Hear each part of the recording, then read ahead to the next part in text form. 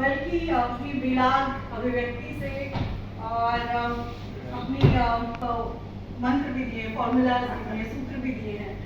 तो बहुत बहुत स्वागत है ममता जी आपका प्रेस क्लब ऑफ इंडिया की इस सीरीज में। मैं ज्ञानरंजन के बहाने पढ़ रही थी, विलाग का उसमें वो बहुत खूबसूरत एक बात कहते हैं कि दो लोगों के साथ बिताए गए समय की स्मृतियाँ एक जैसी नहीं हो। तो शुरू यहीं से करते हैं। इलाहाबाद और दिल्ली दोनों जगह आप और रविंद्र कालिया जी रहे, लेकिन इलाहाबाद को लेकर आपकी स्मृतियाँ और रविंद्र कालिया जी की स्मृतियाँ जाहिर तौर पर उसकी तासीर में अंतर होगा। तो शुरुआत यहीं से करते हैं।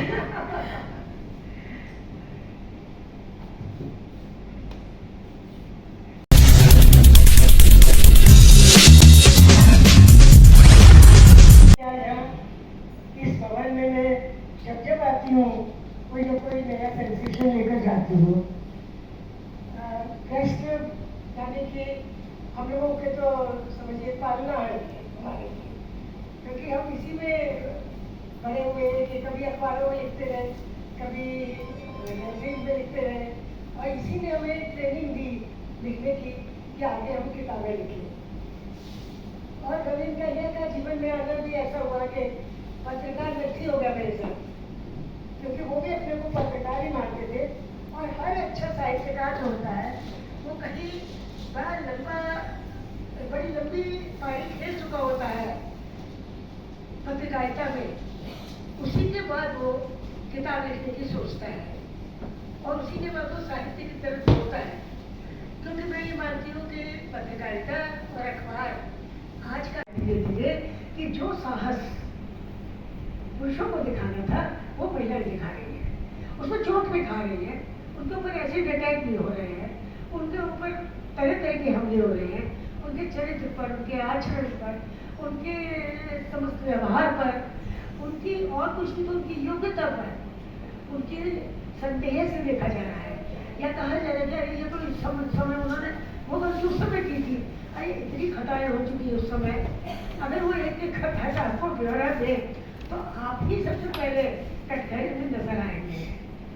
तो मुझे लगता है ये सारी चीजें हैं बहुत ज्यादा, और लेखक को ये सब परेशान करती है। वही बात है हम लोग की ना कि हम दुखिया दास कबीर है रोवे और बाकी सारे लोग सो गए वाला मानना है। तो ये सच में होता है हमारे साथ कि किसी बात से उद्वेलित रहते हैं, व्यथित रहते हैं, उखड़े रहते हैं, बिगड़े रहते हैं। थोड़े हम लोग जिसे कहना चाहिए कम प्रसन्न है।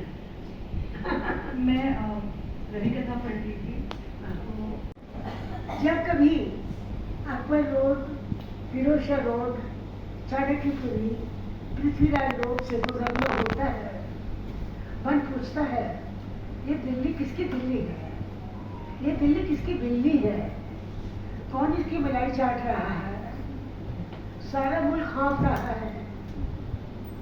ये बड़े बड़े बंगले, विशाल फाटक, सुरक्षा कर्मी, लंबी गाड़ियां किसके काम आ रही हैं? क्या ये जनता के सेवक है? लुटियन दिल्ली नाम क्या प्रतीकात्मक है?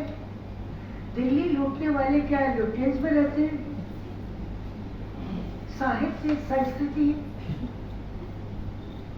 शिक्षा पिछवाड़े पड़े हुए हैं।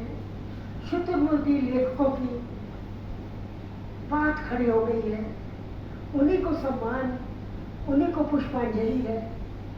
असली लेखक अपने घिसे हुए स्वेटर पहन पुरानी रजाई में घुस जाते हैं। नकली लेखक हर मंच से अपनी जय बुलवाते हैं। क्या हो अगर एक दिन सारे असली लेखक दिल्ली छोड़ने का फैसला कर ले, कोविड का छटनी कामगारों की तरह पैदल चल रहे, किसी को क्या फर्क पड़ेगा? किसी को कांटा नहीं गड़ेगा। खास लोगों के पैरों के तलवे मखमली कालीन में धंसे हैं। ये हम हैं जो दिल्ली में फंसे हैं।